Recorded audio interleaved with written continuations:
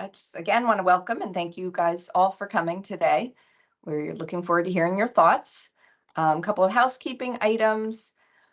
First, we, as Martha mentioned, our presentation is being recorded.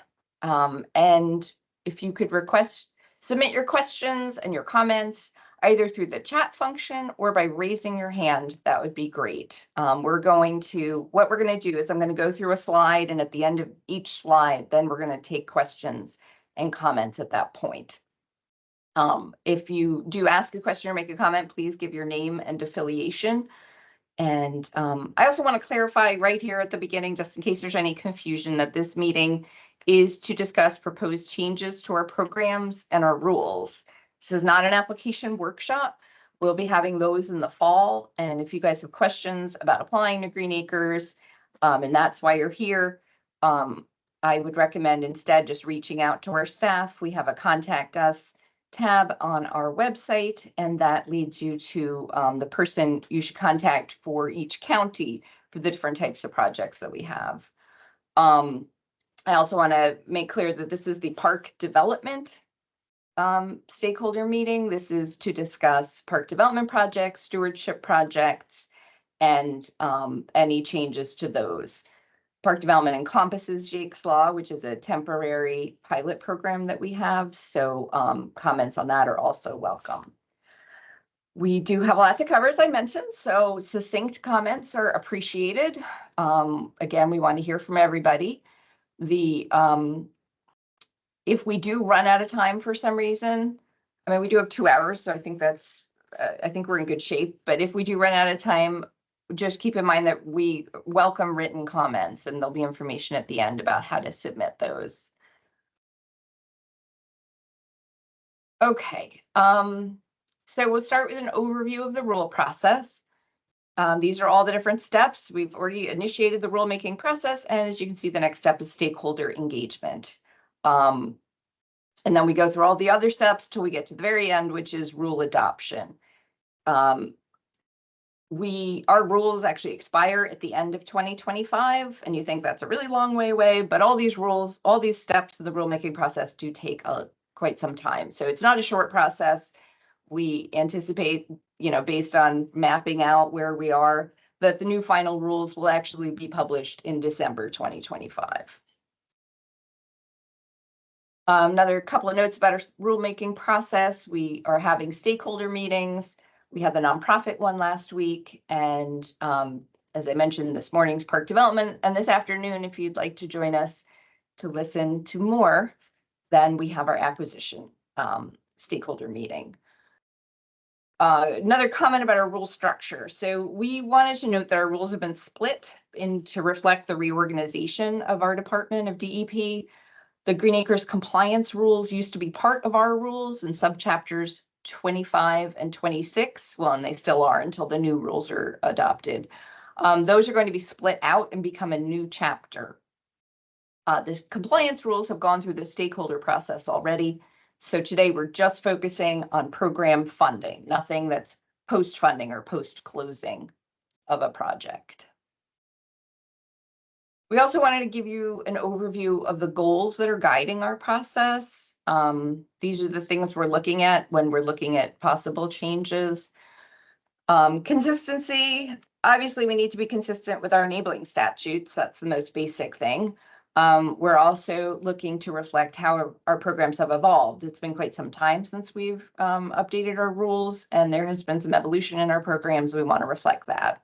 Efficiency, meeting our fiduciary responsibilities. As a program, I think we've always tried to be flexible and, keep our goals in mind. And so sometimes we do think outside the box, but we administer, hundreds of millions of dollars. So we do have a box. We're answerable to the public, we're answerable to our administration, and we have lots of lawyers who help us and guide us. Transparency, and this is in 2 ways. Green Acres wants to be transparent about all of our requirements and our process, and we also want to encourage our applicants to be transparent with the public. We want public engagement in the open space and park development planning process. The rules will also reflect some other DEP and Green Acres objectives that have evolved since our rules were last promulgated. So those include environmental justice, climate resilience, and public access, particularly to waterways, tidal waterways in particular. And finally, compliance. We always want to encourage compliance with our post-project requirements. All right, so let's jump on in. Okay, so we made a number of changes. You guys may recognize we made a number of changes in the park development program starting in the 2023 round that were designed to help us meet the goals that I just went over. Now we're looking for additional ways to achieve these goals and to help our applicants create the best parks that we can fund and that you can make. So what we've done is we've selected areas needing improvement and some that we think just need more clarity and transparency. And for each of these, I'm going to give a quick overview, and then we'll ask at the end of each slide, as I mentioned, for comments and questions. I mean, feel free to put your comments and questions while I'm talking. You don't have to wait to type them in or raise your hand, but that's when we'll be addressing them. We do have one. When were the rules last promulgated? The rules were last finalized in 2005. Mm-hmm. So what we have done since then is we have readopted without changes. And now we are obviously readopting with changes. So that's why the readopting without changes takes a lot less time. So, but you know, it's time for us to have things reflect the, you know, where we are and where we're headed. So we're kind of excited about it, if dreading it also a little bit. Okay, so first up is the stewardship program. The first thing we need to do with the stewardship program is actually put them in our rules. The legislation that established the stewardship funding was passed after our rules were last amended. So our rules currently do not specifically call out the stewardship program. We have made, you know, over the few rounds that we've had stewardship as a funding category, we've made some changes in what was eligible, trying to reflect the focus on natural resource protection and improvement and restoration. We've also found that some years the participation in the program has been kind of lackluster. It has not been what we would like it to be. So we're particularly looking for suggestions and comments about the stewardship program, either from those of you who've used it and have ideas for how it can be better, and for those of you who specifically haven't used it because it doesn't work for you. We want to hear why. All right, we are also proposing changes to the nonprofit park development projects. Nonprofits are currently limited in the areas that they can work on park development projects. The project itself has to be located in a highly populated, densely populated, or urban-aid municipality, or in a densely populated county. So that obviously is only certain parts of the state. And we're considering, you know, whether we should remove that limitation in the new rules, and because it isn't a statutory requirement, it's a regulatory requirement. And, you know, whether we should open it up to a larger, you know, to the whole state.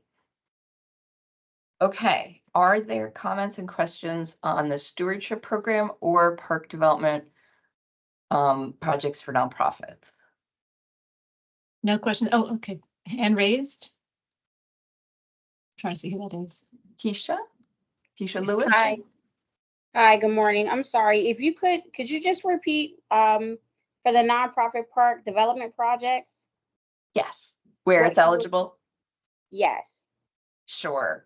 Well, urban-aid municipalities, that's sort of the simplest category because that's a list maintained by the Department of Community Affairs. The other categories are categories that were established by Green Acres. They're highly populated municipalities, densely populated municipalities, and densely populated counties.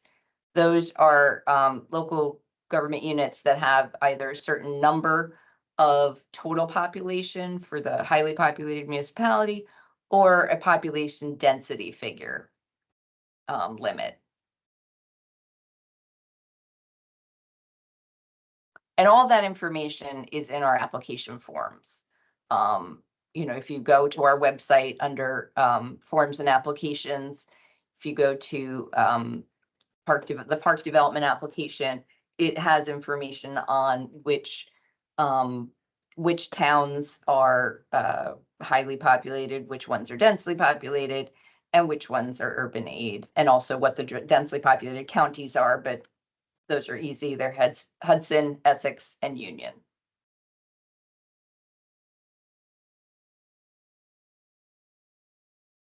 Any other questions on this slide? Alex Rubenstein? Can you hear me? Yes. So I had to quickly just pull up the eligibility document for stewardship, and I was just looking at the eligible projects. And I think you said something that is not a well-traveled application. Is that what you said? Yes, some years we've had pretty good subscription, but other years the number of applications has not been what we would have hoped. Curious why you think that's the case. I'm sorry? I'm curious to think or to know why you think that's the case. Like, what is the feedback you've gotten as to why that is not a popular? I think it was the stewardship funding was proposed primarily by nonprofit organizations. And I think it's the limit that we put on the amount of money. We have a minimum grant amount, and that's to reflect basically our staffing constraints. Because funding tiny little projects, a whole bunch of those would be, I think, beyond our capacity as an organization right now. So we did put a minimum on it of $50,000 grant request, which is a $100,000 project because it's a 50% grant. In most cases, if you're an urban aid municipality, it's a 75% grant. So I think that's why. But you know what? We haven't gotten enough feedback to know for sure. Or it could be just that, most applicants, their first priority is recreation and not natural resource restoration. I don't really. Maybe that's because there's so much other regulation these days on preservation of natural resources, through numerous different regulatory bodies, be DEP or Highlands and everything else that, there might, because the way, from my perspective, being in a rural municipality in the middle of nowhere, 50% of our town is either state park or preserved. So we have, I'm not saying I don't care about it. We definitely care about it, but it's not a priority for us to preserve or enhance the preservation of any of the particular parcels that we already have. We're already 98% in the Highlands preservation zone anyway. Okay. So from my perspective, seeing a shift going from stewardship to more focus on, park development for public use and, just reading the mission statement, recreational resources for public use and enjoyment, that is far more interesting to me. Right. Well, I can say that the vast majority of the projects we fund in the broad umbrella of park development are our park development projects. We do have a legislative mandate to spend a certain amount of money on stewardship projects. So that is where our concern really stems from. But, we are interested in increasing it so that we can meet that legislative mandate.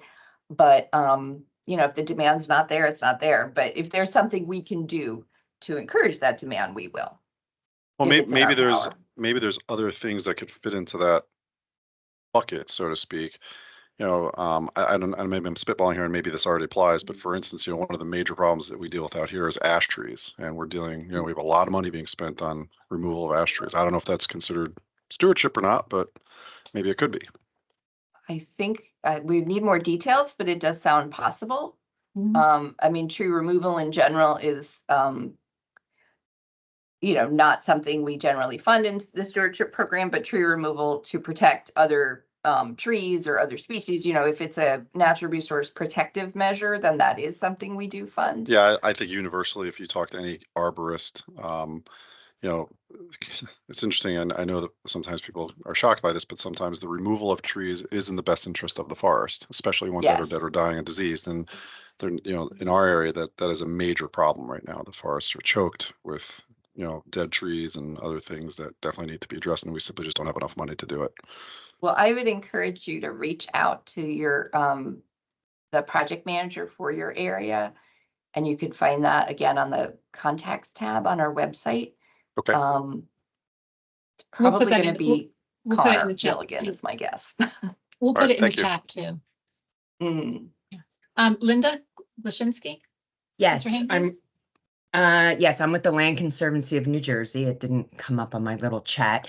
I just have a comment because we have done the stewardship grants and I think they're great. It's very difficult. You have to go through a lot of the DEP permitting and there's a cap on a percentage of the professional fees associated with that. And also doing the reimbursement is very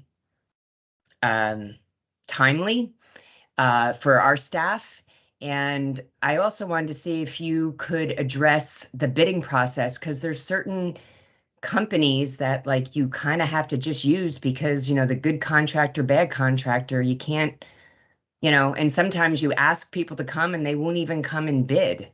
So I feel that the bidding process for the stewardship is a little bit challenging.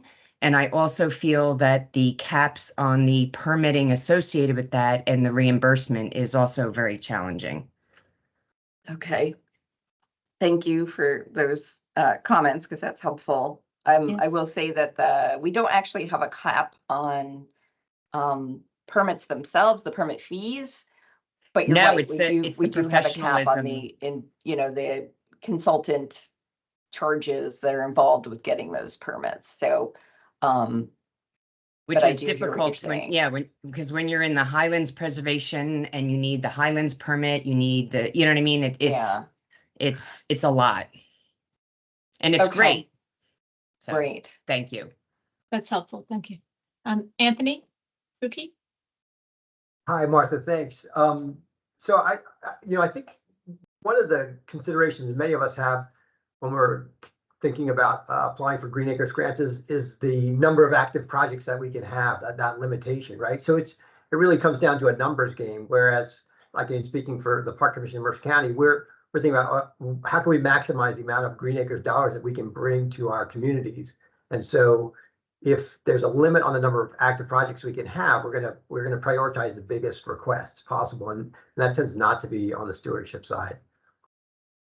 We do understand that. Hi, Anthony. We do understand that, and that actually is why we've exempted the stewardship applications from our application limit. So stewardship applications are like bonus applications. They don't count towards your application limit. So like, for example, the county can apply for either acquisition or park development funding and stewardship. So it's not a replacement of one of the other types of Green Acres funding. I think Anthony might also be talking about the capacity issue. Is that also your concern, Anthony? So for those who don't know, we have established a capacity for active projects that you can have before you can apply for new projects. So for municipalities, it's 3, and for counties, it's 5, I believe. That right? I think we changed it to 5. Yeah. So if you have, because again, we're telling people if you have that many open projects, it's best to focus on finishing those as opposed to starting a brand new project. So we do have those capacity limits. But Cecile is right about the application capacity is a different thing. That number, that's why we excluded the stewardship projects. But you're right, if you have a lot of open projects that you're trying to undertake or close out, we want to help you do that. So you should reach out to your project manager to help you close those out so that the coast is clear for you to apply for more. Right. Yeah. And Martha, that's the situation we're in is, some of the one stewardship project we have that's Green Acres funded, it's such a complicated project from a permitting standpoint. And, navigating that has really taken much longer than we've expected. And that limits our ability to apply for new projects because of that limitation that you mentioned. Correct. We've realized that all the easy projects are done. So that goes for land acquisitions and park developments. So we do understand that. And so that's one of the things we look at when we're looking at your capacity. Cecile will get to this later about the project period. We give you a certain amount of time to do the project, but also as you're making significant progress, we understand that that we're not going to pull the rug out from under you right away because you're working on a project that's complicated. So we're trying to balance those conflicting demands sometimes. Okay, I think we have a couple of comments in the chat. Let me go back. Feedback I've gotten on stewardship grants. They are a bit onerous to administer. Municipal staff limitations make it harder for municipalities to do, as well as conflicting priorities. Stewardship versus park improvement versus everything else municipalities have to do. Thank you. That is helpful. We understand that, you know, based on what municipalities have to deal with, sometimes the parks and the natural resources are not the top of the priority list. I think the program would benefit by providing 100% grants for the preparation of stewardship plans for specific properties. Having the plan will help local governments and nonprofits to know what they are getting into with a stewardship project. Excellent suggestion. We have been kicking around the idea of planning grants, and so we'll be exploring that more in the future. And then for smaller nonprofits, I think the 50% match and lack of financial coverage for staff hours is a real limiting factor. Might either of these grant requirements be looked at in the revision? Yes, everything's on the table. I mean, the 50% match for nonprofits is statutory, so there's really nothing we can do about that.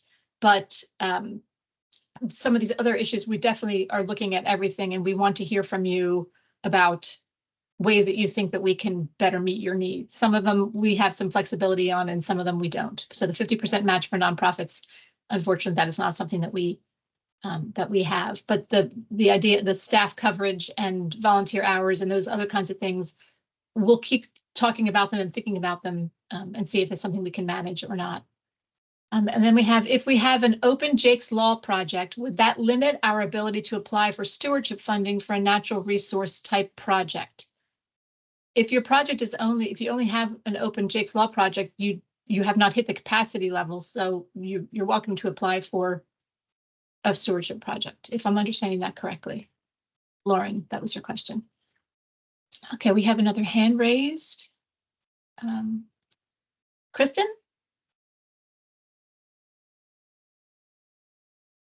Kristen Ace? Hi. Can you hear me? Yes. Sorry, I came in a little late, so this may have been covered, so I apologize. But we are in Morristown, we're working on reforestation in our tiny forests, which I consider urban forestry.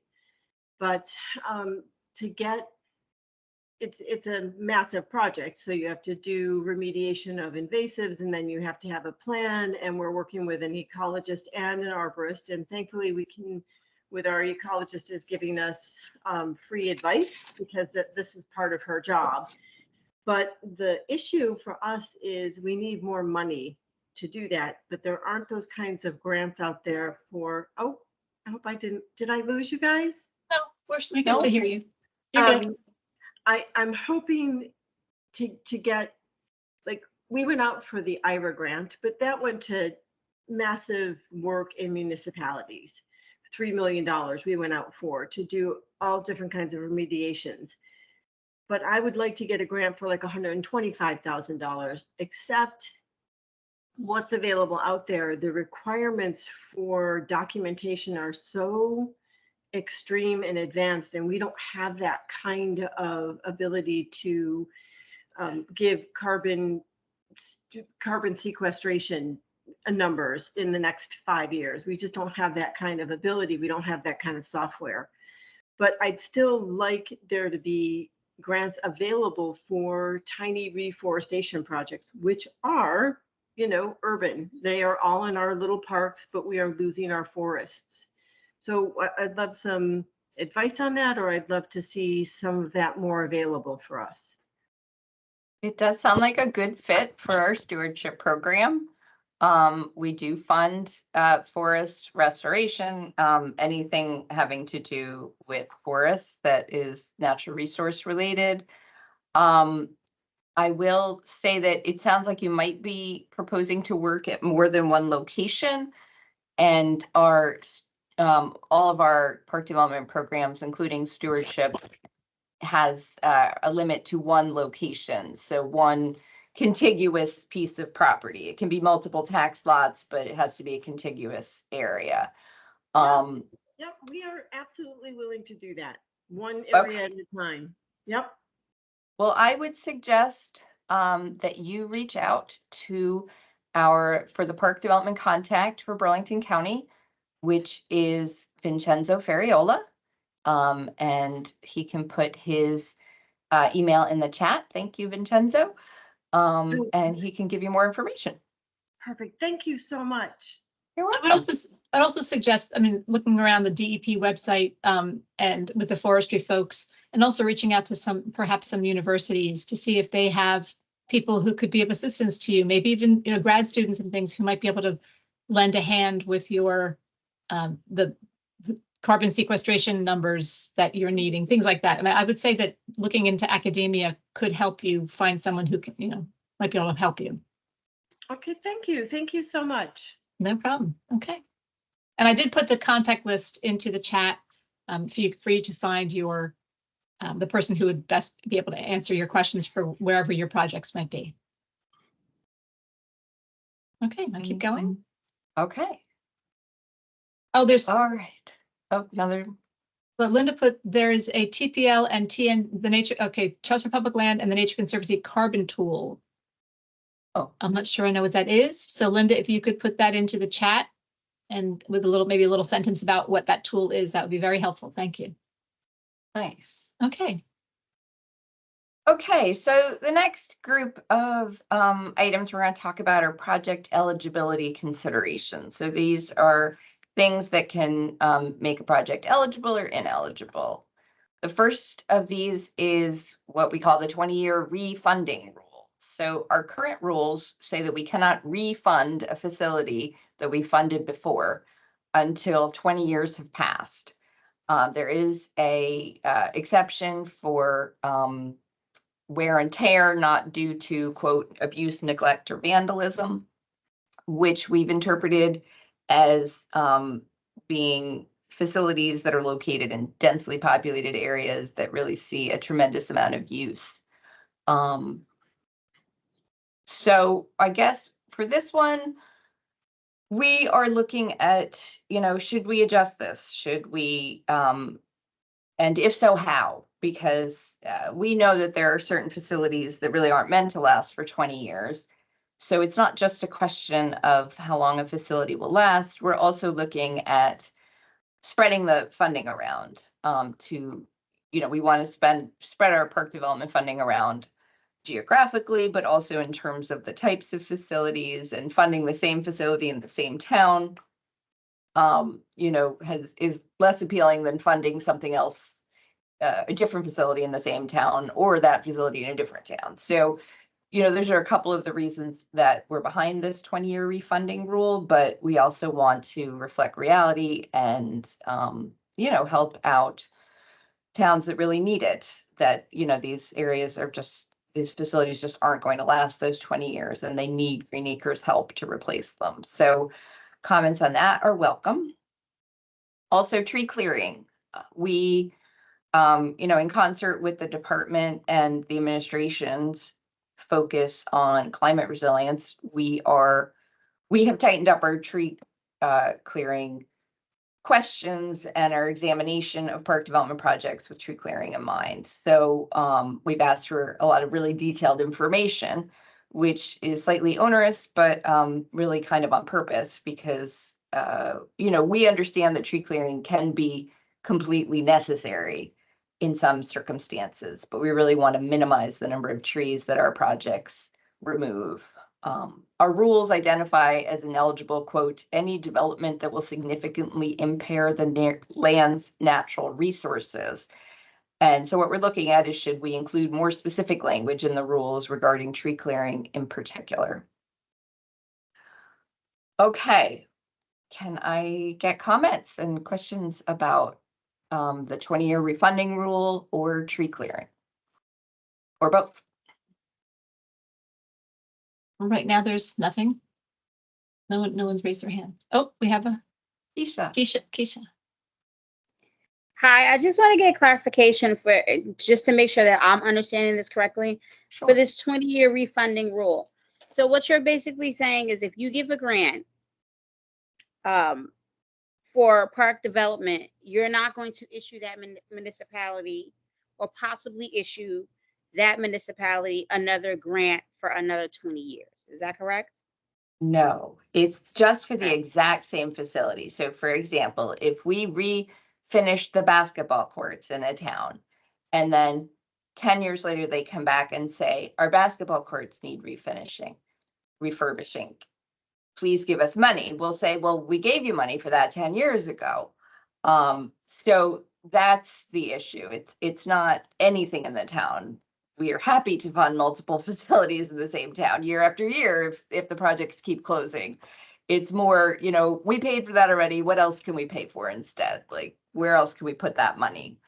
But So it's more so or the sometimes maintenance in a we've sense. had people request funding for things that they obviously didn't maintain. So, you know, if there's a lack of maintenance or, you know, a failure to respond to vandalism and abuse of the facilities, then that's another reason why we would look very carefully at that rule. Okay, thank you. You're welcome. And Hi there. I'm curious if the tree clearing is tied to change in use. Are you dealing with that at all? I have a history with that. Change in use is a post-project issue. It's so that's handled by our compliance folks in that separate part of the department now, unfortunately. It does sort of tie in that if you have a Green Acres application that involves changing the use of a piece of property. So for example, you have a piece of open land that you purchased with Green Acres funding, and now you want to build a sports facility on it, for example, like you want to build Little League fields. If you are required to hold a public hearing for the park development project, like that's one of our application requirements, and that can be sort of a dual purpose hearing in that it would fulfill the change in use requirements and fulfill the application requirement. So the application wouldn't go through until the public hearing on change of use? Well, the public hearing that is for the Green Acres application counts doubly. It counts also as the change in use public hearing. Does that answer your question? to clarify, the change in use, for those who don't know, the change in use is a requirement that was put into the Garden Site Preservation Trust Act when outside of application. It's a public notification process. So they're not talking, it's all about transparency. So the public hearing that's required if you're changing the use on your own without Green Acres funding, that requires a public hearing. If you're doing it as part of the application, we require you to notify the public, so that takes care of it. So the change of use is not tied to the funding, because the public hearing that we require for an application takes care of that. Because that's what I'm trying to get at of the cart and the horse, because if you approve funding for a project and then the change of use becomes an issue, that won't happen. There won't be It won't, because the application, the public hearing for the application is what notifies the public. The change in use requirement is not an approval process for Green Acres. Change of use, just the only requirement is you have to have a hearing to let the public know you're going to do it. Yes. So as a part of the application, you're letting the public know you're going to do it. So that that does it. So public okay. input either way. Yeah. Exactly. Cart or horse. Exactly. Because I'm wondering about that being tied to tree clearing, just because I have a past history with like to dig up old stuff, but change in use for disc golf in a you know, a more natural area. So the tree clearing requirements, because anytime you put a path into a walking trail or a fairway, there's a certain amount of trees that you have to clear on either side of that. So that whole tree clearing issue, you know, was a big deal back when it didn't go through, but a lot of that had to do with the measurements and how many acres are involved. And so I am glad to see you tightening up on the tree clearing issue, because that's a recreational development issue that I see come up over and over again in a lot of different municipalities because there is such a big push. And I believe at the last meeting you said a lot of the funding is on demand. So there seems to be more demand from for active recreation. And I'm wondering if there's a way to find a balance, more equity for passive recreation or conservation, especially in overburdened communities, like the Piedmont region where we don't have an act, you know, to help us. And I'm glad to hear about the funding for little microforests and stuff, because that's what we're down to bare bones in a lot of these towns. We're reaching maximum build out, and there's just not, you know, there's only so much left. I have a situation in a town where they want a Rossi, and they want to there's a thinking about removing trees from a park and swapping that for paper streets in another park. So trees would come down and the street, you know, counts as open space. It's kind of a loophole in a way because the public isn't going to get more open space. So that I don't know if you're looking at those kind of swaps, and that's Well, just want to put that out there. Thank you. We are not, but the office that used to be part of Green Acres, that is our compliance Okay, section, it's they the deal other- with diversion. It's the other office. Okay. Yes. Yeah. All right. Okay, let me go through a couple of the comments. It says from Tuesday 1 to 3. I'm good for until 3 o'clock, right? So, Or excuse me, until 1 sir. o'clock, right? So, you know what? Andrew, you're please. Okay, I'm going to read a couple of the chat comments in the chat, and then we'll go to the person who's hand raised. I think the 20-year, someone says, I think the 20-year refunding rule should be tossed. Surely you can still use discretion when awarding grants using last award as a criteria or consideration. Unfortunately, when you're writing the rules, the attorneys are telling us we can't just kind of say it's a gut feeling or that kind of thing. So we do have to put some parameters in, but we can certainly rethink the whole 20-year thing and see if the time changes, the length of time might change. But unfortunately, if we say at the department's discretion, we're guided that that's not specific enough for the rules. But we do understand the idea of maybe limiting it. Given the durability of play equipment, especially, it would be incredibly important to adjust this rule to reflect insurance and manufacturer standards. That's very helpful. Thank you. We have actually we're actually trying to do some research about what the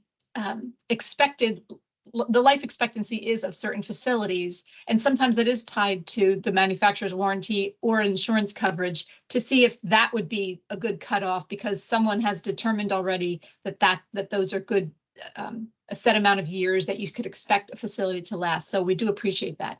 And we have actually, we've implemented a form that, you know, for when folks do want to have a facility refunded within the 20-year span, we have a specific form we completed, and that form does ask about that. Is it within the manufacturer's warranty, or, you know, do you have information from the manufacturer? So that is something that we definitely take into account.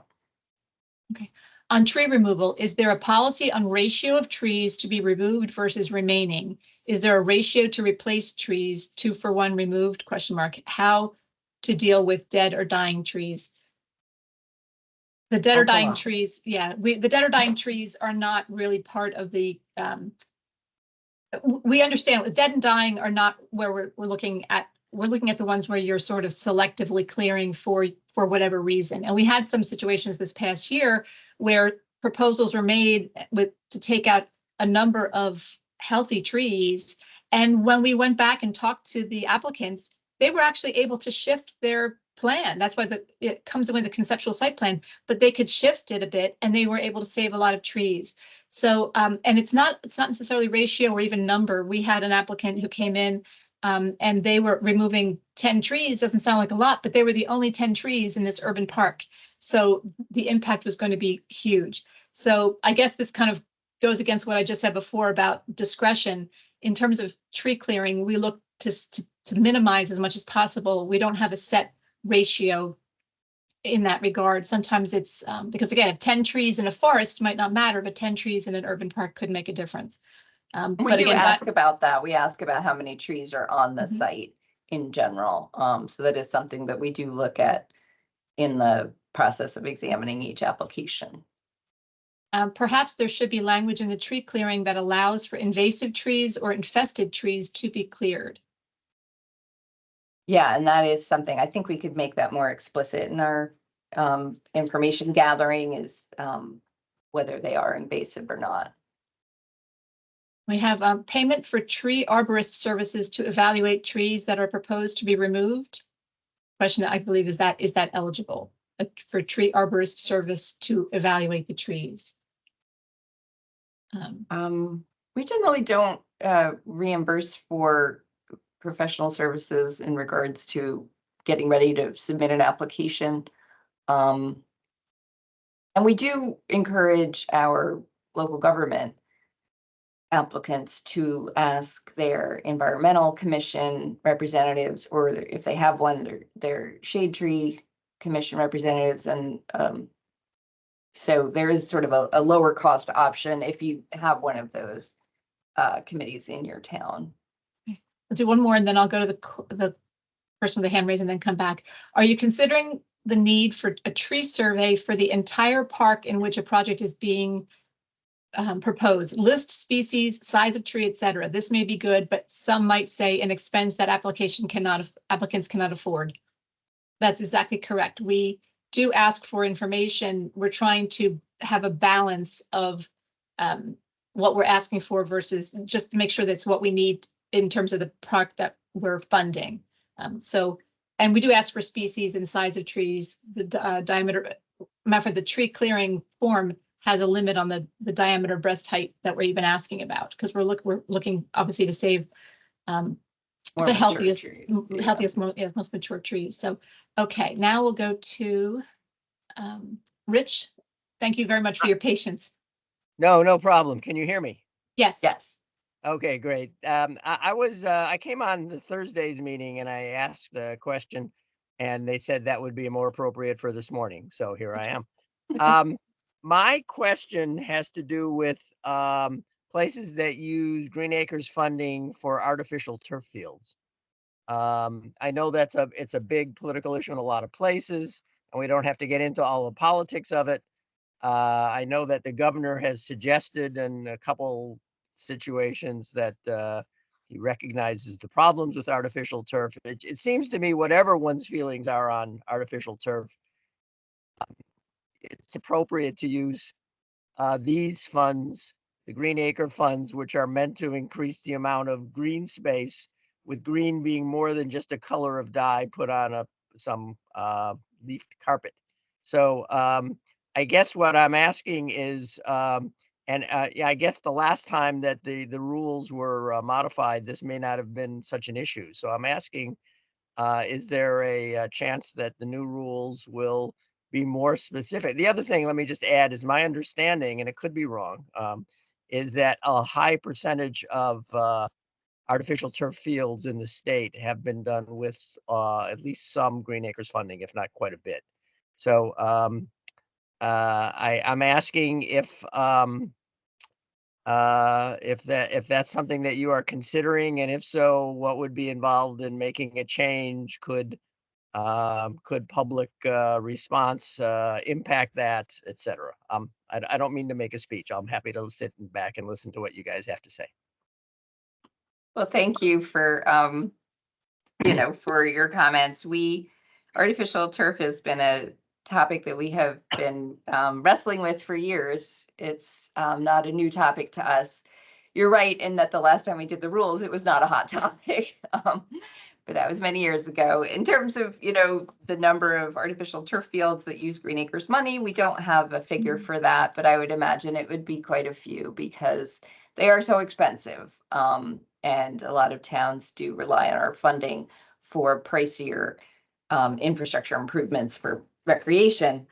The Green Acres program is it's a conservation and recreation program. We wear both hats. We do both things, and right now we have on our recreation side and in our recreation funding, we do fund artificial turf fields.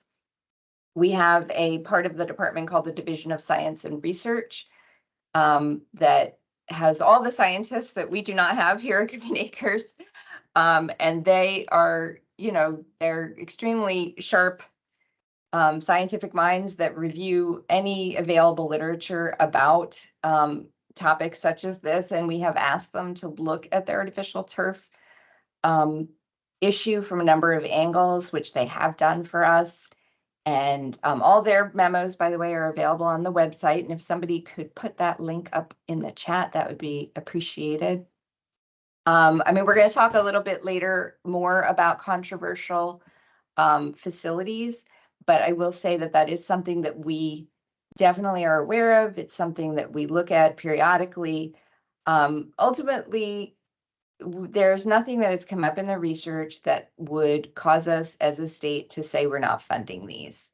So at this point, it is a local decision whether or not to use artificial or natural turf in athletic fields. And for some of our applicants, it is a very important choice to have because particularly in more urban and densely populated areas, the demand for recreation is enormous and the supply of fields is not. And these fields offer recreational opportunities that natural turf does not. So, and what we do is we give all the information we can provide in the application. We ask our applicants to do their own due diligence on the topic, given the criteria and the issues that we put forth. And most importantly, we require that they talk to the public, that they share that information with the public, and that the community is aware of their decision making and has a chance to provide input on it. Can I ask further? Just to let you know, I'm not unbiased here. I'm from Maplewood. We've twice voted down turf fields, and now there's a controversy about the Board of Ed wanting to put one in. It seems to me that independent of, there's the issues of PFAS and other things in the other chemicals in the field itself. But Yes. even in addition, outside of that, we're talking about taking a piece of land that was previously pervious and turning it into an impervious field for stormwater. I would think that would be an environmental issue, especially given new stormwater guidelines from the state and all. I would think that would be an important issue all by itself, that might elicit some additional response in the new rules. So sorry, go ahead, Martha. I was just going to say, this is a very hot topic for us, and we are definitely considering all aspects of this, about whether to stop doing it or whether to keep doing it. As Cecile said, there are pros and cons, and so that's why in this past funding round we upped the requirements that the local government has to have a lot of public input, especially on and do the due diligence on synthetic turf versus natural, and explain why they're going for synthetic, and really put it on the locals, because again, we have dual missions. Someone put a comment in the chat about we shouldn't use no toxic artificial turf should be included in the funding. It's a heat risk as well as human health and environmental one. And so I did put the link in the chat for the Science Division of Science and Research comments. Sure. But we're taking this very seriously. We understand the concerns that are out there, and we're trying to make the right decisions, balancing all the needs. So this is not the end of the conversation. We are, and we, of course, we actually have been flooded with emails. There's a I guess a call to action out there to email us to oppose using Green Acres funding for this. What we have found though is that there are a lot of wealthier towns that don't need our funding who are going to do it anyway. So the people in those towns get the benefit of the more regular field use. So we are reading all of the emails. We are considering all the aspects of it, and this is something that we will decide for sure as we're working through the rules. And we're weighing all the comments. So I just want you to know that we are definitely taking this very seriously. I hear it and I appreciate it. Is there anything else that we can do, or anyone other sources of input we should and take advantage of to try to have our voices into those decisions? Well, we're leaving it to our scientists to review all of the data that's out there, and there's some conflicting data. But the EPA just came out with another report. There's all kinds of information out there that our scientists are continuing to look at. We ask them to look at it regularly, but they're constantly looking at it because people are always, new information is always coming up. We talk about this on a regular basis in the department. What we need is, if there are more studies out there that the scientists can look at, because again, it's science-based, that's what they're going to look at. There's conflicting information, there really is. And there's also changing technology, because some of the fields that they're using now, the products they're using are not what they used 10, 15 years ago. So it's an evolving thing. And I just want everyone to know that we are definitely taking this very seriously. So we have a couple of hands raised, but then we have some more comments. So we'll go to the hands raised for a moment. Anne? Okay, hi there. Okay, I just want to talk on two of these issues tied to tree clearing. You're saying that if funding for an arborist is not available through your program, if you're dealing with this, because you're in a way that's leaving it up to lay people to decide upon whether a tree is healthy or not. I know in dealing in my town with street trees, the arborist is the ultimate arbiter of, it's like the umpire. Is this a healthy tree? Should it come down, or is it an unhealthy tree? And if you're going to be dealing with tree clearing, that's kind of an issue you might want to investigate, because the little guy, maybe not always afford an arborist to make a decision in some circumstances. I don't know. We will take that. Yeah, we can take that that's into something to consideration. consider. Yeah, we do ask for it to be a qualified person, but we will definitely take that into consideration. Thank you. Was there something else? Yes. Okay. The 20-year refunding rule. How does that apply to these AstroTurf fields? Because people are going to keep coming back to you to replace the fields. Have you had any experience with having to replace fields, either for unhealthy conditions or just because they've worn out? What's your policy with that? What we have done in most cases is we have not varied from our rule of 20 years. If the field is located in the middle of, for example, Jersey City, and it's, they can document all the different groups that use the field, in that case, then we have made exceptions. But our exceptions really have been tied to demonstration that's it's in a densely populated area and the use is extreme. Yeah, because it seems like, but have you had it come back yet that you have Yes. had to replace any of these fields? Yes, I'm we curious have. what the percentage Not is. often, but it has happened. Okay, because they're all coming. Yes, Because eventually we're they're totally all aware, wearing out. believe me. Yes. And they're Yeah, going to come with the hand out and Yes, need the funding. that is something we keep in mind. again and Very, again, very and high in our mind there when it comes Yeah, to the and- 20-year refunding rule. Yeah, so when I see these go out, in my own opinion, it's almost like an enslavement, because you're tied now. You're tied now to maintaining that in that community, and they're not going to be happy with losing And it that. is something we do point that out in our application, that once you convert something to an artificial turf field, it's very difficult to convert it back to a natural turf field. And that the funding that you save through maintenance, a lot of that funding is just going to go right into replacing it, replacing the carpet. And that is one of the issues that we do bring up. It's not an environmental issue, but we do feel our applicants do need to be aware of that. All right. Okay, so I'm sorry. I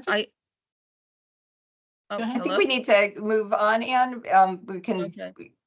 We'll circle back in a little bit to the turf field issue. Jeff?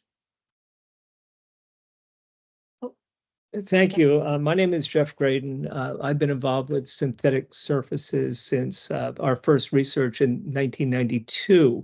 And I work at Princeton University, but I do not speak for Princeton University. So we have a lot of synthetic fields and we have a lot of natural grass fields. Both have advantages, both have disadvantages. I think a lot of the information as I read the chat and some of the comments that I've heard are systems that are no longer new systems. Synthetic turf today, we've managed microplastic migration rather well. The Synthetic Turf Council has guidelines for it. We have collection systems at pedestrian entrances. We use products today, at least Princeton does, that are not attracted by static, so they don't stick to kids when they come off the fields. So if you at any time would like to talk synthetic turf with me from a scientific standpoint, I'd be happy to talk to you, not from an emotional, but when I see comments, they only last 8 to 10 years, that's not true. They also offer stormwater mitigation that natural grass does not offer.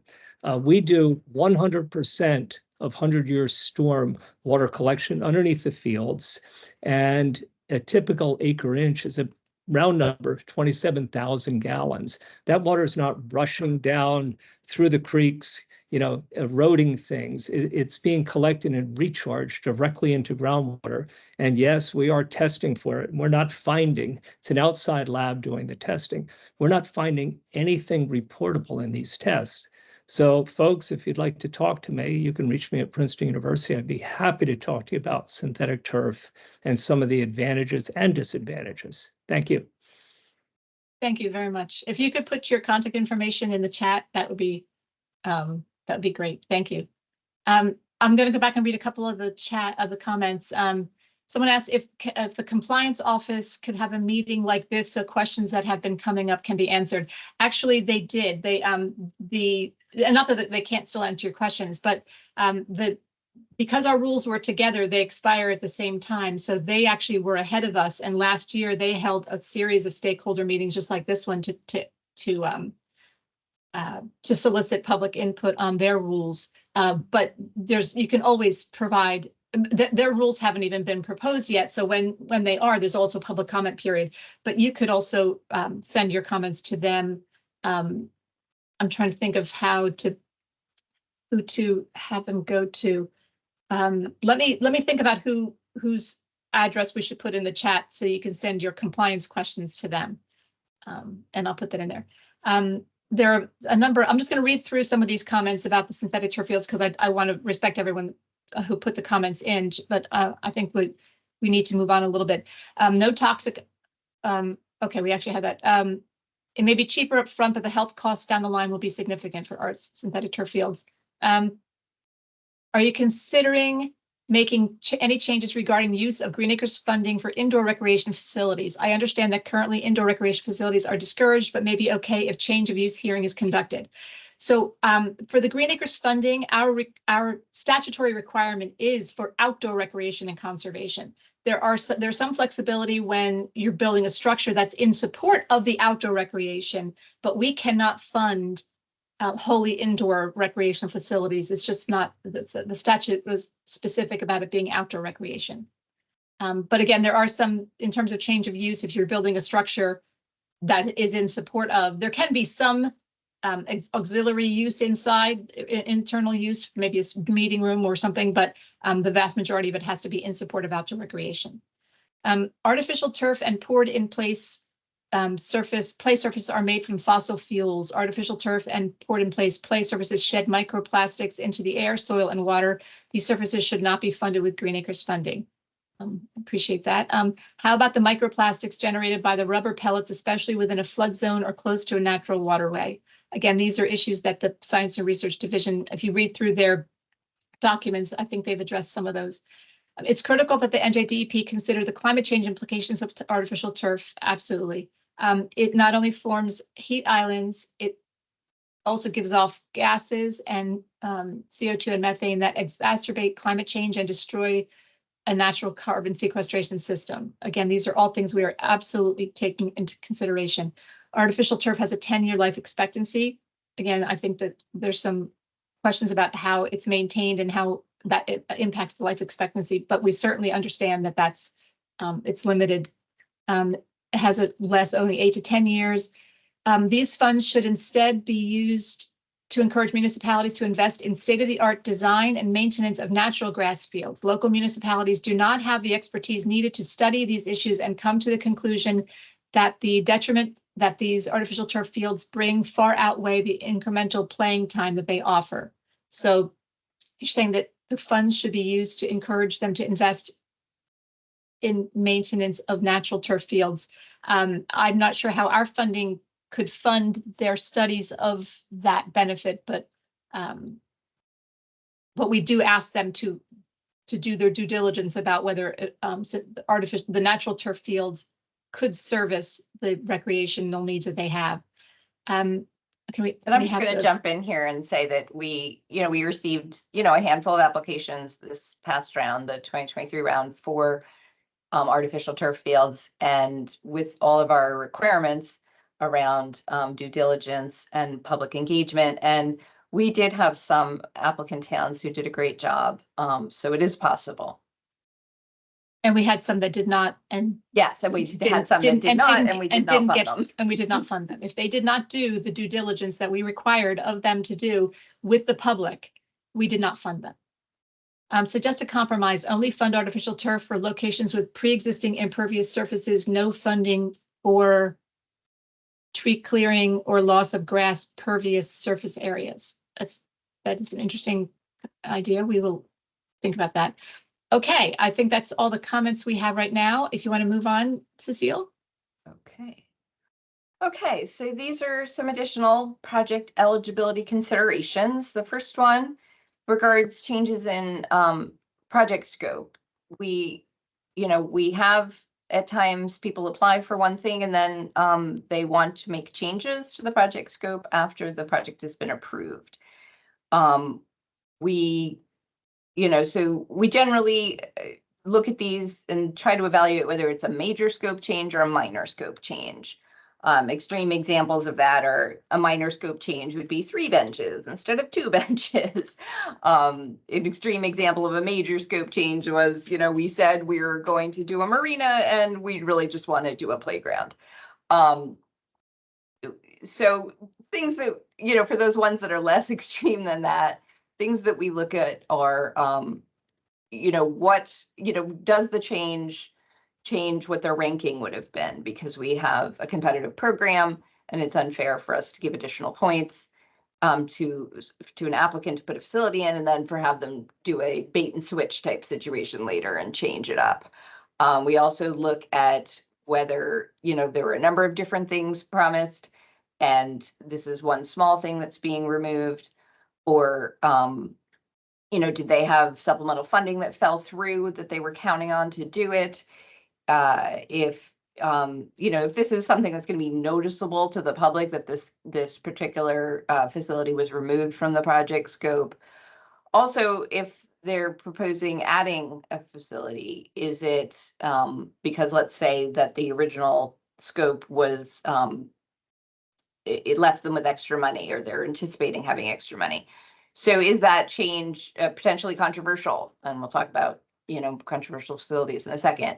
How aware is the public? So, we discourage scope changes across the board, but we would welcome any sort of input on the types of scope changes that you feel are justified and we should allow. The second eligibility thing on this page are trails. Now, this isn't whether they should be eligible or not, because trails are definitely eligible.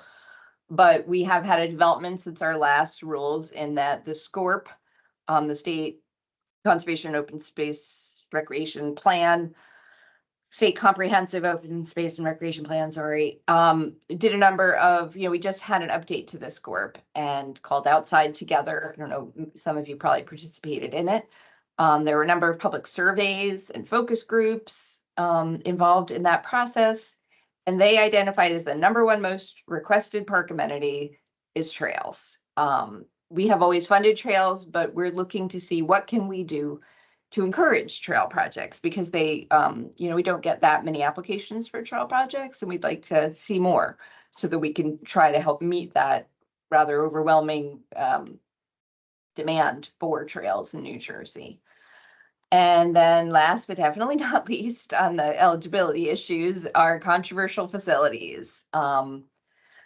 We require, as we've mentioned, a public hearing and significant public engagement for the facilities that are proposed in applications for our funding programs.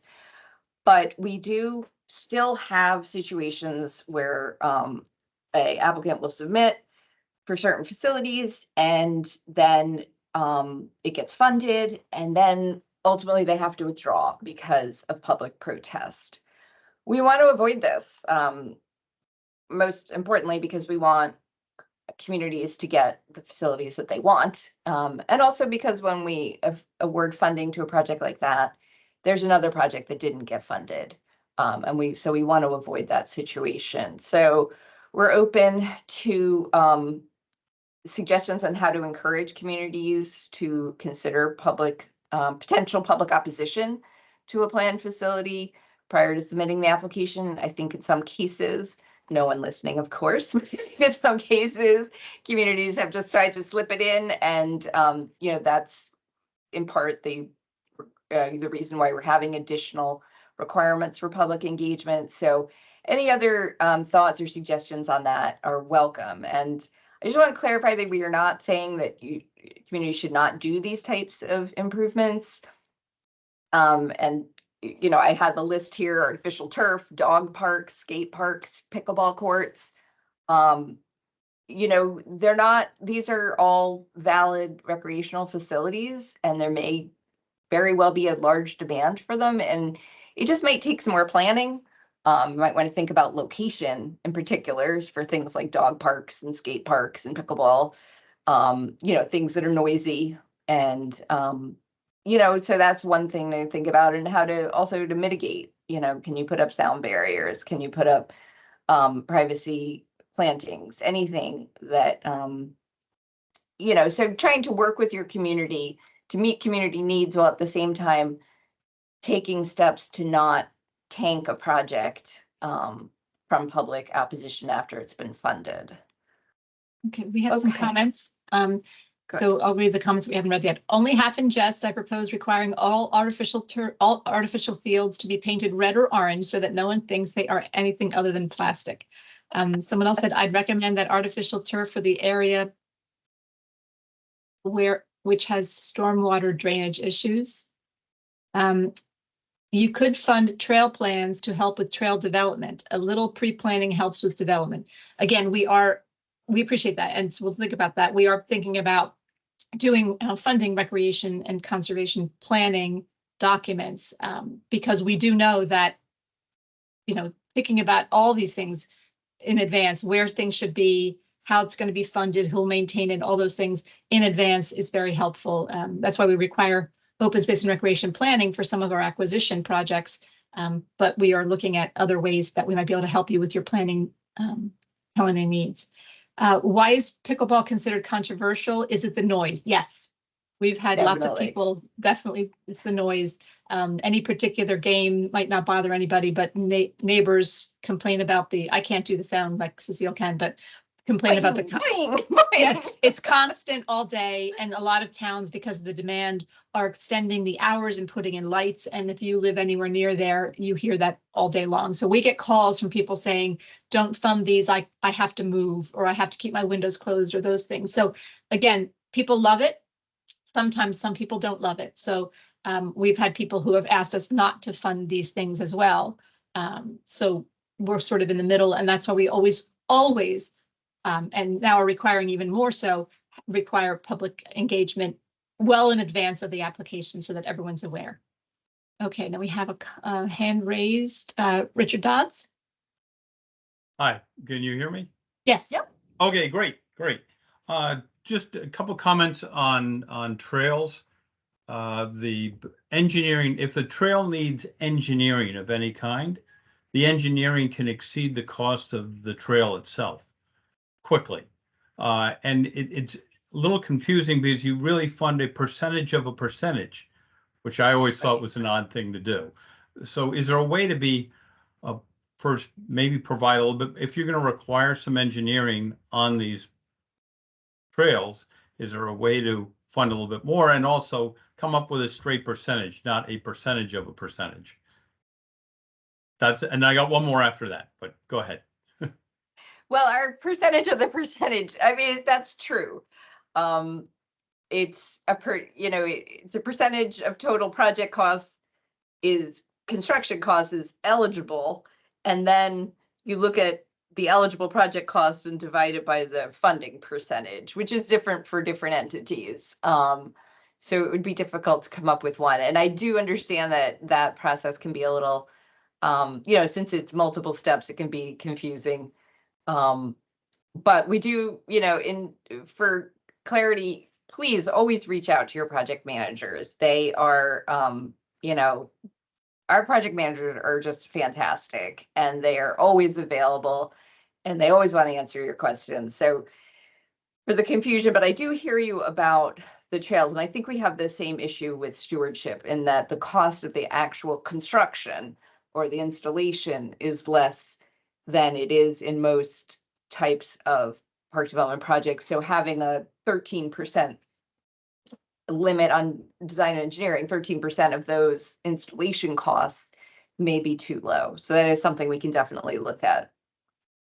Okay, and the other quick question is, you used to have a wonderful trails program. I know Martha brought it up in the last session we did last week. I just can't say, there's many people who applied in 2000 and I want to say 16 or 18 when the last round was, who were told, yeah, you're set, and then it disappeared. It disappeared off the face of the earth. And I would love to hear that that's coming back sooner rather than later. That is coming back sooner rather than later. What happened was that we went through a process with the federal, the funding for the recreational trails program comes through the Federal Highway Administration. And there was a change of how they were directing states to award the funding. So for the past number of years, we've been using that funding to fund trails in state parks and trail support things in the state-owned properties. But while we've been working with the feds to figure out all the program policies and procedures that they require for the subgrantees, the subgrants that we used to give out. And that's where we used to give out lots and lots of little projects. So there was one person handling 100 projects. It was really a lot.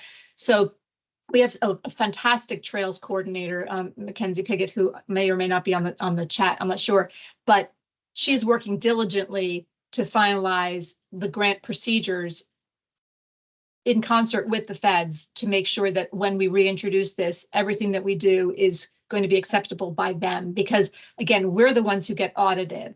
And so we have to make sure that everything that they're going to ask us for our applicants, without it being too burdensome for the applicants as well. So it's been a lot. It's been longer than we expected, and no one's sadder about that than we are, because we want to get these trail programs out there. So we are working on it diligently, I promise. Thank you. So I'm just going to read a couple of things, and then we have a hand raised.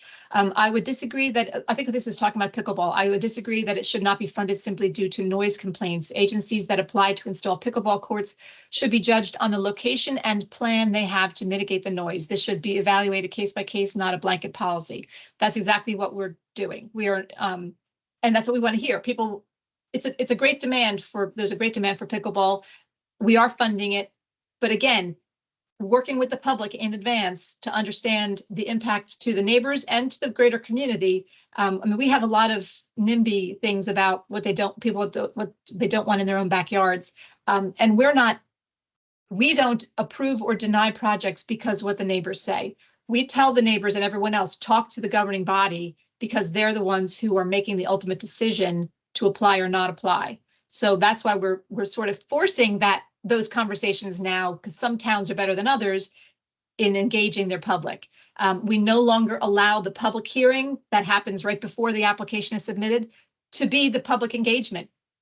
we denied projects this year because that's what they did. We introduced that requirement a couple of years ago and gave them a grace period, but now we're saying, no, you have to talk to them in advance of the public hearing so that they're aware of things. So we take that very seriously, and we don't let individual complaints do not render a project ineligible.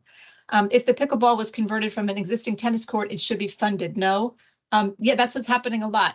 There's construction of new pickleball courts, but there's also the change in the transitioning of tennis courts to pickleball courts. So that's also eligible. But again, we want the public to be in part of the conversation. Emil. Hi, I wish you luck. I wish you a lot of luck on having the public hearing situation get better, and so that local governments can't sort of hide from having the public know about what they're proposing. I have a question. Has anyone ever applied to replace an older artificial turf field with a new artificial turf field with your funding? Yes, we actually had that question, but yes, we have a few times. Sorry. It hasn't happened a lot, and we understand that this is something that's coming and it will happen more and more. Yeah, so I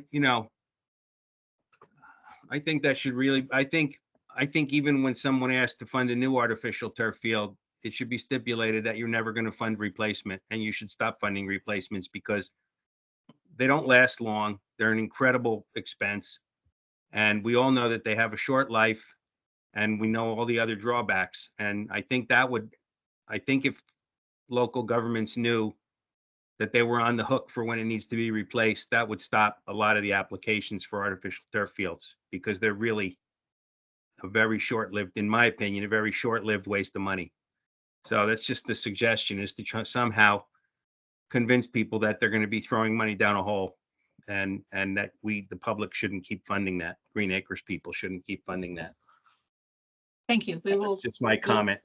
No, thank you. And we will take that into consideration, as we will with everyone's comments. As I said before, we're taking these very seriously. And someone said, good idea. So that's in the chat. Okay. Cecile, you want to keep going? Sure. Okay. Now these are someone else said not a good idea. Just to give someone else said not a good idea. But so, okay, go ahead. Okay. All right, I will say to, just as an aside, we are hearing a lot from opponents of artificial turf fields. There's a lot of concern. There's a lot of, you've heard a lot of it today. I would encourage, if there are communities who are listening and who are interested in continuing to receive Green Acres funds for artificial turf fields, we also want to hear from you. We want to hear from anyone who has comments. We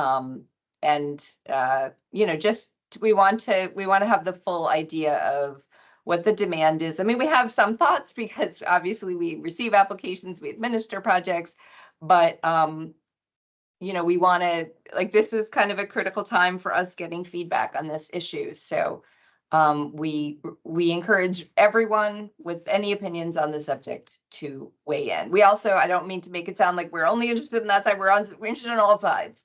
We want to hear all of the considerations. Our goal is to do achieve our mission as best we can, which again is conservation and recreation, and finding a balance when necessary. And just so you know, today is not the end of this. This is the beginning of the conversation. So we'll tell you exactly how to submit comments on with any point of view you have at the end. I'm just going to read a couple of things before you go to the next thing. One of this is interesting. Facilitating public engagement within a grant application timeframe is challenging, and we do understand that. And so we're going to be trying to make our announcements as early as possible about when the next funding round will be. But there's no time limit for when you should start engaging. If you know that there's a particular park or idea that you have, start engaging your public. Engage them all the time if you can about what they want, and then we're going to be sending out notices very shortly. I think we may already have done that. We've been sending notices out to municipalities about start thinking now. It's summertime is happening. Start talking to the public about what you want.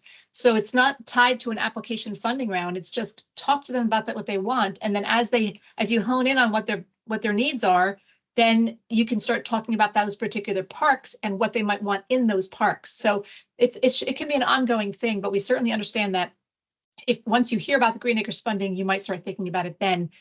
We're trying to get you to have it be part of the normal cycle every year, because we will be funding things every year. What about green roofs on public facilities? With the 20-year wait, smaller towns run out of projects or worthwhile projects. Well, green roofs are great, but we can only fund facilities, park and recreation facilities, so land that's held for public recreation and conservation. So we have had some. So once a town accepts funding from us to do a park development project, even if it's a green roof on something, that land has to be held for recreation and conservation purposes. So putting a green roof on top of the municipal building doesn't really work because the property itself is not parkland. So there might be other parts of the department that can give those grants, or if it's the roof of the restroom in the park, or something like that, that's fine. But again, we tie up the funding, we encumber the parkland that we fund so that it has to remain parkland forever. So we really can't institute something on land that's held for some other purpose. I will jump in and say that DEP has started in the past year or so to have a really phenomenal grants page. It's another part of the section of DEP we're in, runs this, DEP grants. And it gives a very clear listing of all the grants that are available. So for projects like that, I would definitely recommend checking it out. Okay. Where should comments be sent post-webinar? We have an email address, DEP Green Acres. Actually, I'm going to get it wrong. I'll put it in the post, and we just ask you, and it's at the end of the presentation as well. But we ask you to put rulemaking in the subject line. So we'll list that email in the chat. It's also on our website as part of the announcement for the stakeholder meetings. Can people multitasking at home please turn off their cameras? That's a comment in the chat. Perhaps this is distracting. Is there a complete life cycle analysis done for applicants of our artificial turf projects? No, we don't require that, but we do in the list of due diligence items that we require that applicants consider. One of them is disposal of the artificial turf field. Okay. The link to the loans and grants from DEP is now in the chat. Thank you, Kimberly. Thank you. Okay, now we can keep going. Okay, so these are some other issues that we wanted to bring up about our rules and just our procedures in general. The first is compliance with post-closing requirements. So as I mentioned, we are separated now from our compliance folks, but even though they're in a different part of DEP, we work really closely with them. And it's really important to us that applicants understand post-closing regulations and requirements so that there's fewer headaches down the line. So we're looking for comments on how we can better increase awareness of those requirements and promote compliance. We're getting stricter in that an applicant must be making progress with any outstanding compliance issues in order to be an eligible applicant. So it's okay to have compliance issues, that does not take you out of the running for funding.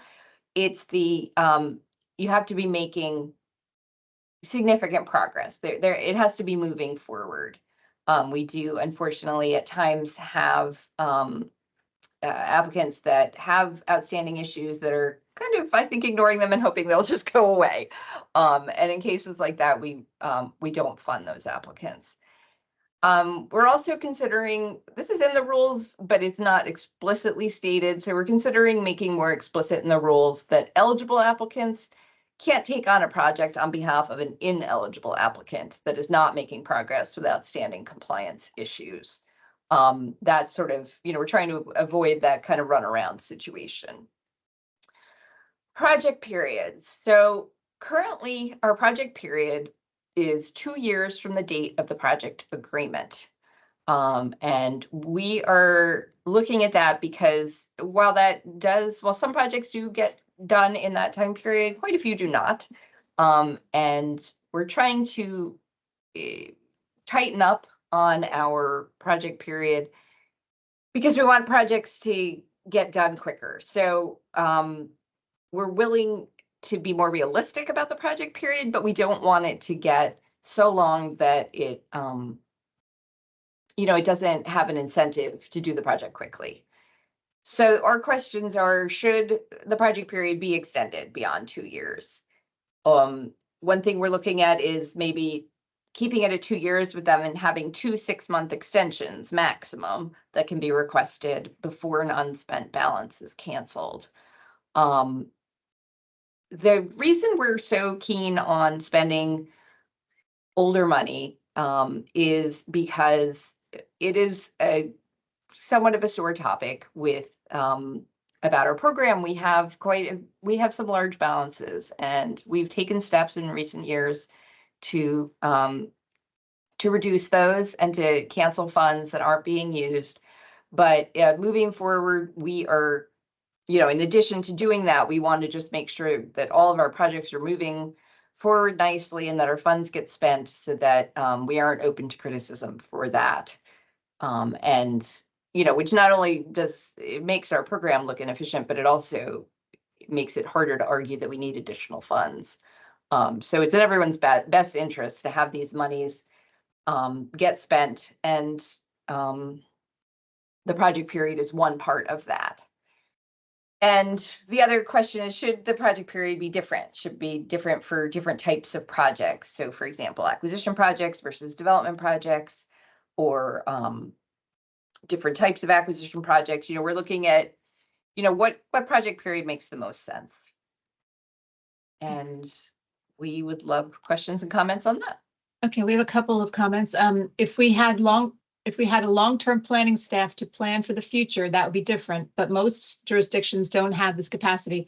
Elected officials want to see the results now, not something in the future. So that, and others that have agreed, that was, I think, based on the talking about public engagement as early on in the process as possible. And we do understand that very often people react to the application and funding round announcement, and we're trying to make that at least 6 months in advance so that you can start doing things. But again, we have some excellent examples of towns who have seen a site, and they know they want to develop it. And so they start asking people what they want, and then they apply the next round. So it's not as long-term as we're talking about, but it's not the week before the submission when you have a public hearing and tell people, and we had some people do this. They had the hearing and they provided a survey at the hearing to say, what do you think of this? It's too late then, pretty much, it's too late. So that's not really what we consider to be public engagement. That's just public information, which is what we used to require in the past. So there'd be no stealth projects.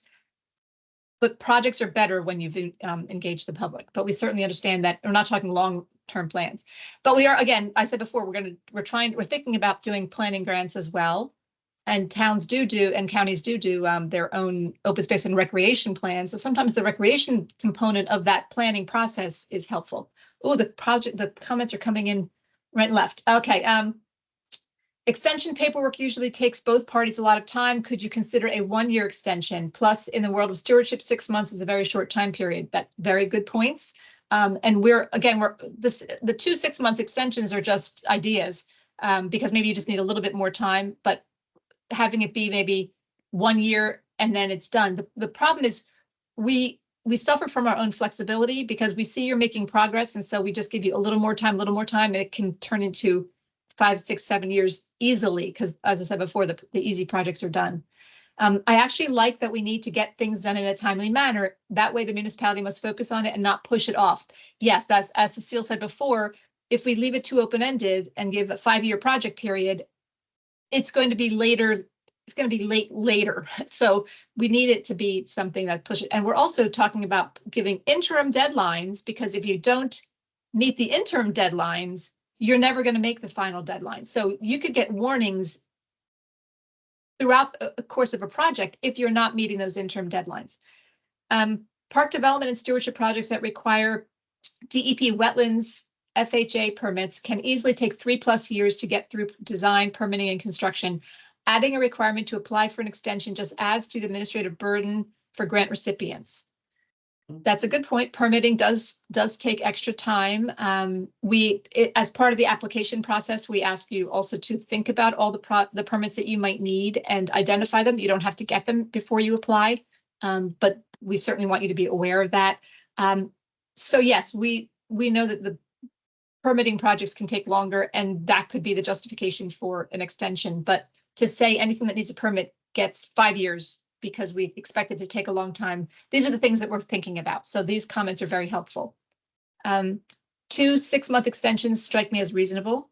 About the compromise, it would be more in keeping with new state laws regarding climate change, heat islands, stormwater runoff, and environmental justice to incentivize projects that generate impervious artificial surfaces and large parking areas to be located in areas that already have impervious and preserve and conserve as much lawn and forest as possible, especially in overburdened communities. Destruction of natural green areas is causing flooding, and it is a public health and safety issue. The increased flooding and risk of drowning is real. Only funding artificial surfaces for previously developed impervious areas would expand parkland throughout the state. It would also slow recreational overdevelopment and loss of general use space to special interest activities by preserving existing multi-use parkland. That's a lot. We appreciate that, and we will read each portion. We're going to obviously go through everyone's comments after this as well and work through them. So thank you. 2-year project. Martha, I just want to Sure. jump in and add that we do have a ranking system for projects that does take all of those things into consideration. And that, they are penalized in the ranking. Anything with additional impervious coverage or tree removal, even if we allow it, it's still penalized significantly. So some of those projects fall off because they're not eligible, but then some of them fall off because they don't rank high enough. Yes, we do deduct points for things like that. And there were projects this past year that didn't get funded because they didn't rank high enough. If an area of concern is found during the preliminary environmental assessment that is completed after the award, an additional extension of 1 year should be allowed to address. That's a good suggestion. The environmental reviews of project sites can be a long, it could take a lot of time to identify and resolve. So those are the things that we see that as you're making significant progress and working with your LSRP or the site remediation program at DEP, again, all that significant progress helps. It shows us that you're moving along. It took us 18 months, almost to the day, to get a DEP permit to cross a small wetland area with a public pathway. Yes, we do hear these stories. So the permit delays are a real challenge to completing projects in a 2-year timeline. Thank you very much. Will the NJPACT real rules have any impact to project applications?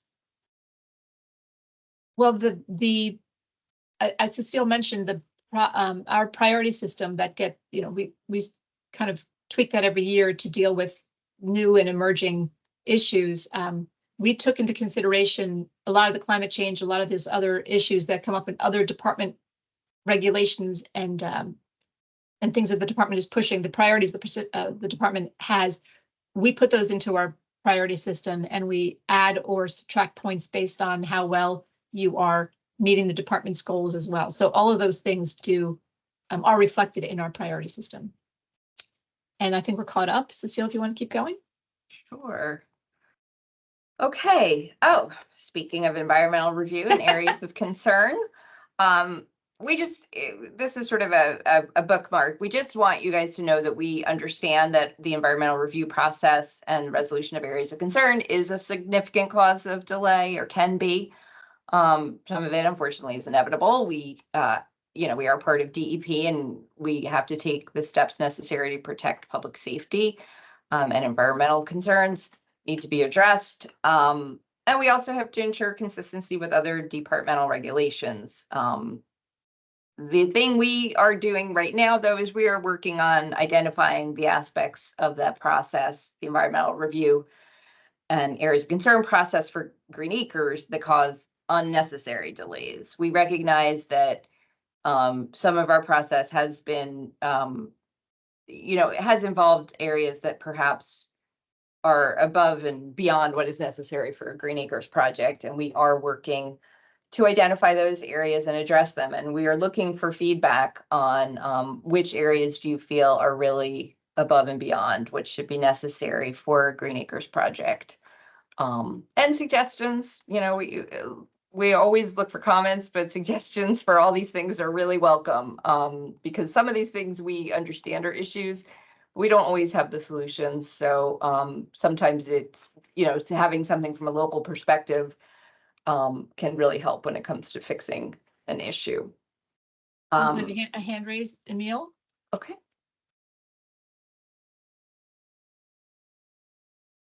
Yes, I agree that there are probably many things that would cause undue delay for trails. But when it comes especially to wetlands, there have been many examples of rare plants. I said this last week too, but there have been many examples of rare plants and even rare animal habitat being seriously impacted on state, county, and municipal parks because no one bothered to do any surveys that were of any quality. So maybe a way around that would be for local units and even the state. I'm not going to let the state off the hook because they're probably the biggest culprits. They need to know what their natural resources are to begin with, so that they don't propose something where there are rare flora and fauna that could be impacted. So the way not to have rare species cause delays is to actually do good natural resource inventories with qualified people on your parkland so that you know what you have before you start proposing things in the wrong place. Thanks. Thank you for that comment. We completely agree. We, as part of our application, applicants are required to submit an environmental impact analysis that describes, part of which is listing the species on a site and identifying any that are threatened and endangered. So that is an important part. So our environmental reviews are sort of two different sections. There's the environmental impact review, which is required with the application. And then there's the environmental contaminants review. Like, are there, you know, is there possible contaminants on the property? So they're two different things, and we are concerned and we feel both are important. Okay, we have some comments. Try to coordinate with DEP land use regulation by having a time clock for public restoration and trail work of 90 days being proposed in future rule changes, as there are with flood hazard regulations. Try to coordinate. Okay, so our rules, there are internal reviews of our rules as well with other department programs. So we'll see if that's something that we can talk to them about. Could the new rules make the diversion process shorter? Our rules, these rules are about funding and project administration. The diversion rules are handled by another program now that has been reorganized out of Green Acres, the public land compliance folks. They're not trying to make it, I will tell you that they're looking at ways to streamline certain aspects of minor diversions, but they're not trying to make diversions of parkland easier because we want to discourage diversions at all costs. So when they're required, we have a process, a fair, I think, process to go through, but they are also looking at how to be more responsive in their rules as well. So I would suggest, and we can put a link to their program in our in the chat, so you can look at their proposed rules and make comments to them about those things. Okay, Cecile? All right, just to clarify, I don't think we've actually said what their name is. They're the Office of Transactions and Public Land Administration is the larger group, and then the specific group that deals with Green Acres compliance is Public Land Compliance. And somebody will put that in the chat. Thank you to whoever does that. Okay, another thing I sort of touched on earlier is concerns when project funding isn't moving and when it needs to be canceled. So as I mentioned, large unspent funding balances jeopardize our future funding. And it makes it seem like we don't need more money. Funding that is just sitting there also is not directed to other applicants that could use the money right away for projects that are ready to go. So that's something we want projects to happen. And if moving the money from one applicant and then putting it back in the pool and awarding it to another one will make something happen, that's what we want to see. So we began a concerted effort last year, as I'm sure many of you know, to cancel old money. And we're going to be continuing this process annually moving forward. So this is the new normal, is older money every year. We're going to be asking what's going on, and if it can't close within a certain period of time after we send our threaten to cancel letter, then the funding will be canceled. Are there any comments on this slide?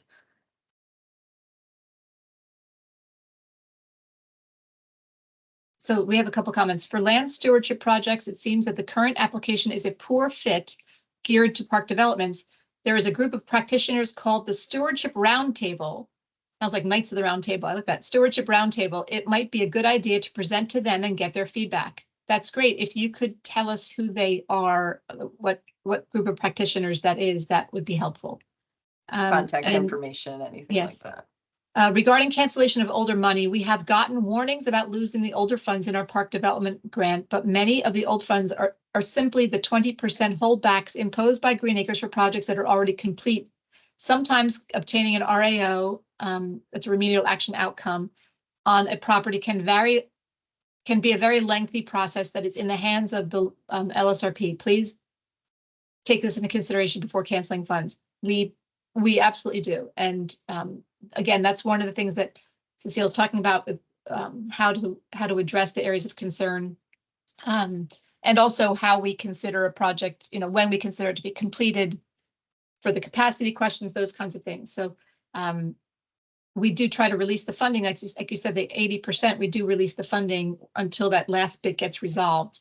But in rare cases, I just yes, want to put that out there. That ca- is not our normal It- thing. it That is not. Very rare cases when the funding is needed to complete the project. Yes, but we're trying to be flexible, but we need to make sure that the remediation actually takes place. And we have some people, unfortunately, who go out of sequence with what we require, and they build the park and then do the preliminary assessment, and have had to pull up things in the parks that they've just funded. So we're very conscientious about this, because again, we are the DEP. So we're always trying to balance the applicant's needs with our responsibilities to the general public. And we do, we, as a department and as a program, we have committed to, sticking with our communities that are revitalizing and rebuilding contaminated properties. However, we have found that sometimes, we'll say what's happening with this project, and somebody will say, well, we're remediating it, and this is the stage we're in. And then we ask 6 months later or a year later, and it's the same stage. So it has, that process needs to keep moving forward. And if it's stuck, if it's stuck on our end in our SRP world, we understand. But is your LSRP doing everything that they can possibly be doing?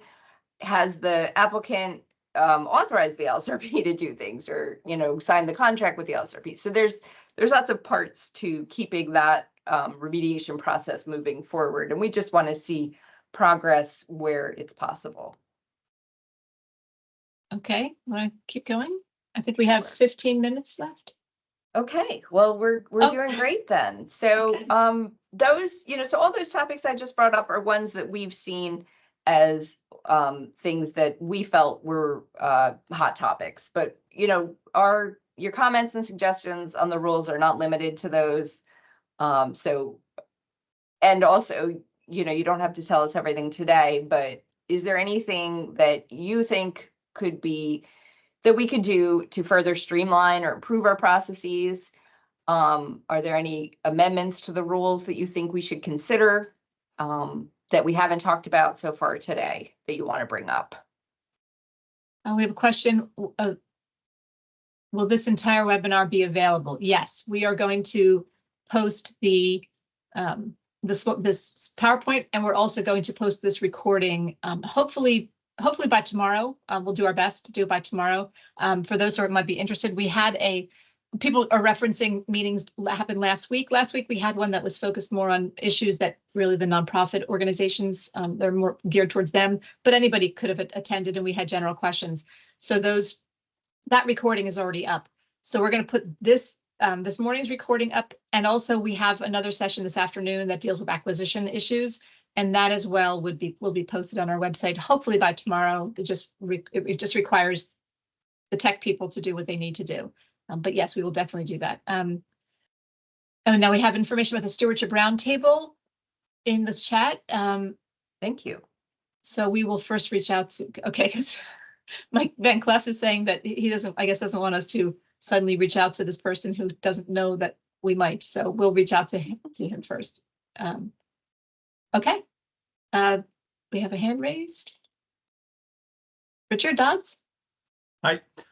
Just you've been noting that you're willing to take comments over time. I'm sure you have a deadline on that. You're not going to be wanting to hear comments a year from now. So what kind of timeline do you have in mind? Well, we're going to be, yeah, Go ahead, Martha. Well, we're going to be drafting the rules after we have these stakeholder meetings. We're going to be drafting the rules and making a proposal. We're proposing the rules. And at that point, there's another public comment period for I think 90 days, 60 or 90 days. And we'll take comments at the time. We wouldn't be able to make any substantive changes. So we're really hoping to get all the comments in advance. I would say if you could get them in the next 30 days, that would be great. Shorter than that is better, because that's, we're going to be diving in. Once these stakeholder meetings are done, we're going to dive into rule writing. And that is a bear of a project. So I would say that no longer than that, because we need to propose the rules too. No, I understood. We just need a deadline. I'm sure organizationally we'll sit down and put together something, but yeah, I mean, just want to have something.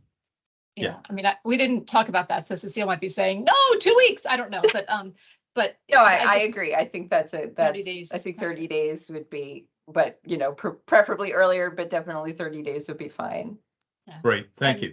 And I think in the next slide you'll have where to send it. Cecile, is that the next slide? Yes. Okay. So that's our email. And again, the subject line, if you could put rules or rulemaking, that will help us sort through which ones have to do with the rules. And as Martha mentioned, we have the acquisition stakeholder meeting this afternoon from 1 to 3. So you're welcome to come to that one as well. But just one more check. Any other questions? Any comments? Anything? Thank you for taking the time and listening. We appreciate it. It's our pleasure. Thank you. Yes, our goal is to have as many park development and acquisition projects as possible. So this is not an ego thing for us. We want to learn what will help you. And there's some things we can change and some things we can't, but we're constantly trying to get to improve our processes. So thank you. A lot of thanks. And we're also planning to hold workshops for applicants and also for project sponsors who are approved. That's coming a little bit later, but maybe workshops about how to handle certain parts of the Green Acres program. So those are suggestions we've had in the past as well. And everyone who's saying thank you, you are most welcome.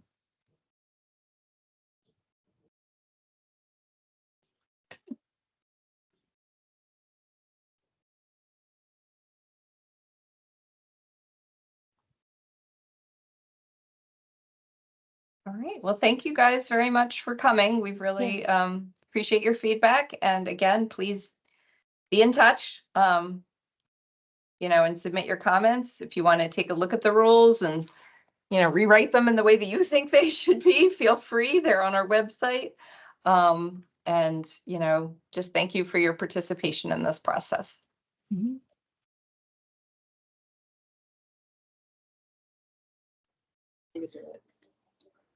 Good night. Bye-bye. Thank you.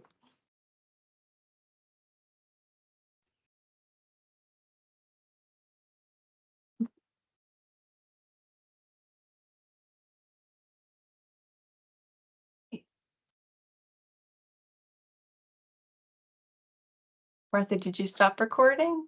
I did not. I will do that right now. I was just Thank waiting you. because some people have been joining late and they thought, okay, let me stop recording.